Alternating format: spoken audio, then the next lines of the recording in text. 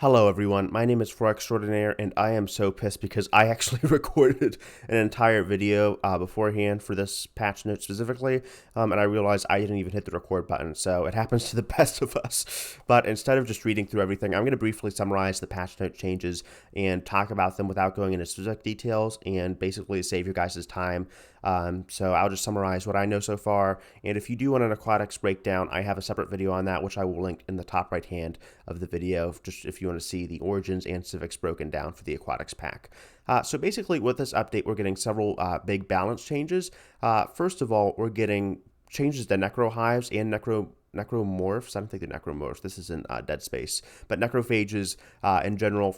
Specifically, there's been things like necrophage pop assembly penalty being changed from 50% to from 75% to 50%, excuse me, which is a big buff to necro hives. They can put out people faster, and they've changed a lot of the pop output modifiers, and then the organic upkeep has kind of been changed around with photosynthesis. So all in all, there's been some changes, especially to like plant necrohives and necrohives in general.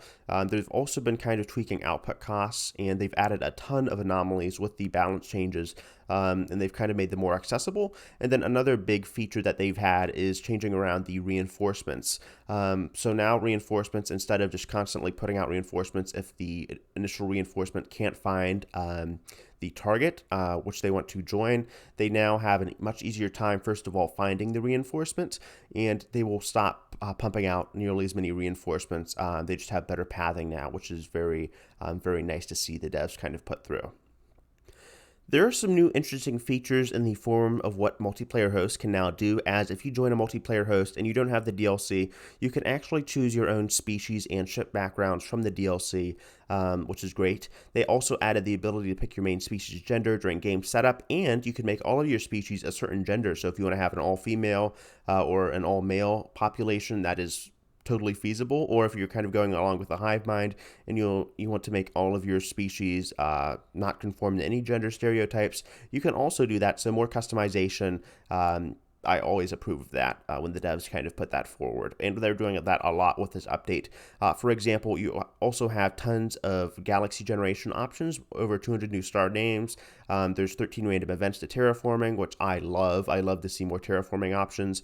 There's 4 new asteroid-related anomalies to spice up old anomaly categories, and there's like 8 new gas giant anomalies and 4 new, just brand new anomalies to kind of investigate.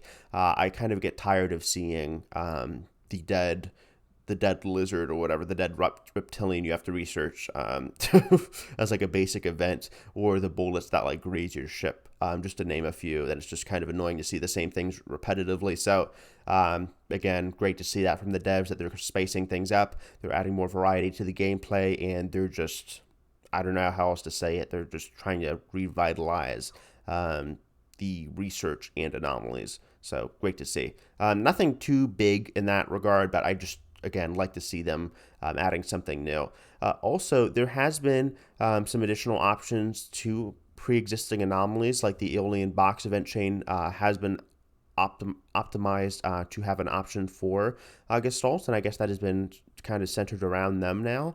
So they have their own unique option, and after that, they've also kind of just, again, spiced up the civics individually. For example, Agrarian Idle or Idle now has 1 planet building slot per 4 agricultural districts built, and functional architecture and constructobot have been reduced. The free building slots granted have been reduced from 2 to 1, which I kind of disagree with. I thought they were fine, but I guess that's just how the cookie crumbles.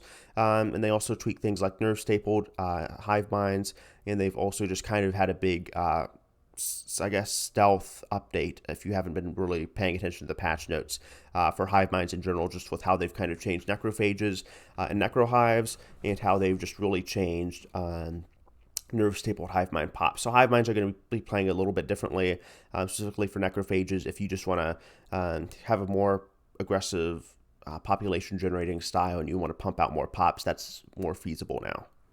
I think that covers most of the changes. Now, there are some changes related to the AI, the UI, and some of the bugs and the modding, but I don't like to get into bugs, modding, or the AI too much, as that is not my area of expertise, and I don't want to give off too many pieces of unreliable information, if you will. So I'm just going to kind of abstain from talking about that. But if you guys do in the comments want to discuss that, feel free.